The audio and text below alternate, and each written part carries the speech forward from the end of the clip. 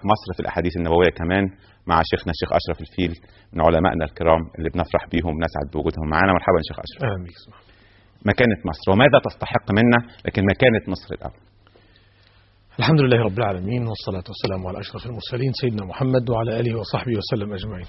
في البداية أسأل الله سبحانه وتعالى أن يؤمننا في أوطاننا، وأسأل الله سبحانه وتعالى أن يجعل مصر بلدا آمنة مطمئنة وسائر بلاد المسلمين، وأسأل الله سبحانه وتعالى أن ينزل علينا الهدايات والبركات والسكنات والرحمات، وأسأل الله سبحانه وتعالى أن يؤلف بين قلوبنا وأن يصلح ذات بيننا، وأن يجمعنا الله سبحانه وتعالى على كلمة سواء.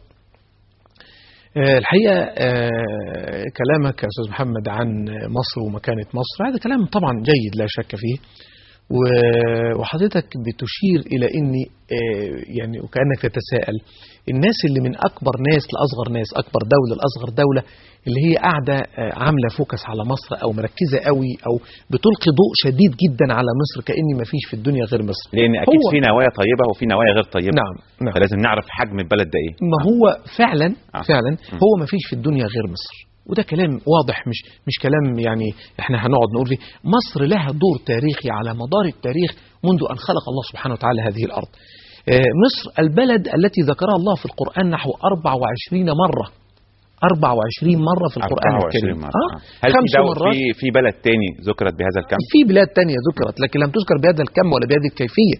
يعني ربنا قال مرة مكة ومرة بكة في القرآن الكريم، لكن شوف في مصر قال اهبطوا مصرا فإن لكم ما سألتم. في قصة سيدنا موسى لما كانوا معاه الجماعة قالوا له طب احنا عايزين واسقطوا يا موسى لن نصبر على طعام واحد فادع لنا ربك يخرج لنا مما تنبت الأرض من بقلها وقثائها وفومها وعدسها وبصلها.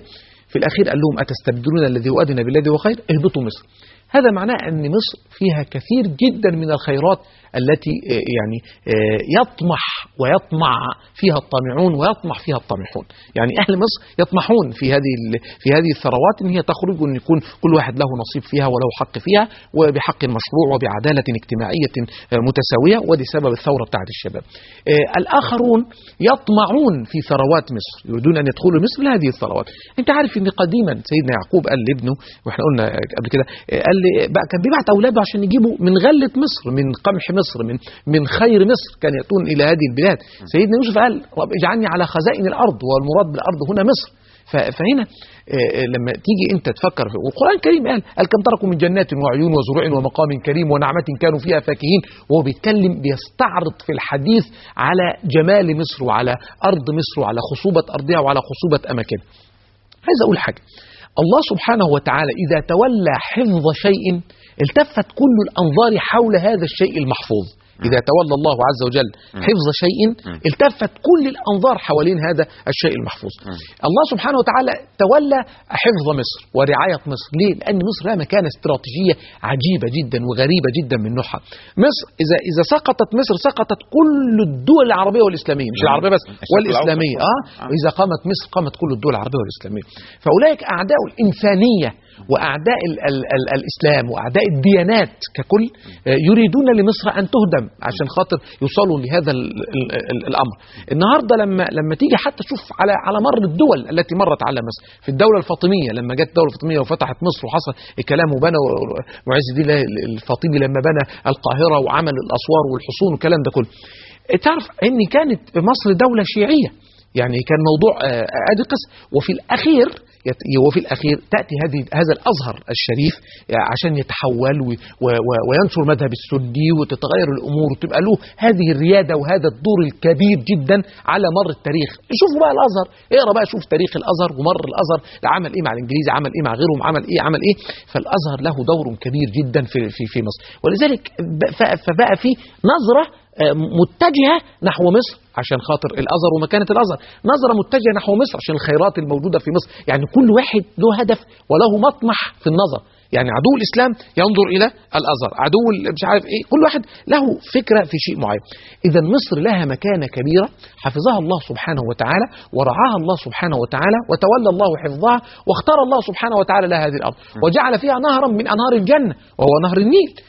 ولذلك أنت لما تشوف نهر النيل ونهر الفرات الاثنين نهران من أنهار الجنة كما جاء في حديث الرسول عليه الصلاة والسلام. أديك شفت الفرات شو إيه اللي حصل فيه الآن. يعني ربما يكون هناك محاولات ولكن ولكن هذا لن يكون ليه؟ لأن الرسول عليه الصلاة والسلام قال في الحديث إذا فتحت مصر فاتخذوا منها جندا فإنهم خير أجناد الناس خير أجناد الأرض أجمعين. يعني خير الجنود في هم يكونون في مصر. هؤلاء الشباب الذين قاموا بهذه الثورة هم من خيرة الشباب، وهؤلاء الشباب لو توجهوا تحت قيادة أو تحت راية دينية حقيقية صحيحة الأمور هتتغير وتتحول وتتبدل. هؤلاء الشباب الذين فعلوا هذا الأمر وده شيء يعني كلنا نشيد به وكلنا لابد أن نحكي فيه، ولكن أنا عايز أقول إن هذا الفعل يدل دلالة أصيلة على أصالة هذا الشعب وعلى مكانة هذا الشعب وعلى مكانة هذا الجند. إذا فتحتم مصر، وفي رواية إذا فتح الله عليكم مصر، ده معناه ان مصر دي كنز ثمين كل يريد ان هو يفتح، كل واحد فينا كل واحد بيريد ان يشوف مصر وقد فتحت وقد فتحها الله سبحانه وتعالى بهذا النصر. اذا مصر لا شك لها مكانة عظيمة لا تضاهيها مكانة ولا تضاهيها منزلة اي دولة اخرى. ان الله لا يغير ما بقوم حتى يغيروا ما بانفسهم.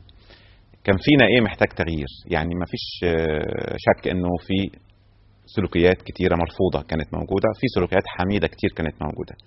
وبما ان احنا بنتكلم الدين المعاملة وطبيعة المرحلة وطبيعة التغيير، ايه سلوكيات شايفها كانت مرفوضة وكان مفروض انها تتغير؟ والله يا استاذ محمد انا عايز اقول لك ان كانت هناك سلبيات كتيرة، ويمكن حضرتك من جملة الناس اللي عالجوا هذه القضية لما كنت بتعمل الإيجابيات والسلبيات. أنا أذكر حضرت معك حلقة من سنة أو أكثر وأنت بتتكلم على السلبيات والإيجابيات، يعني إزاي تبقى إيجابي، يعني إزاي تبقى أنت حملة إيجابي. كانت عن الإيجابية، حملة عن الإيجابية.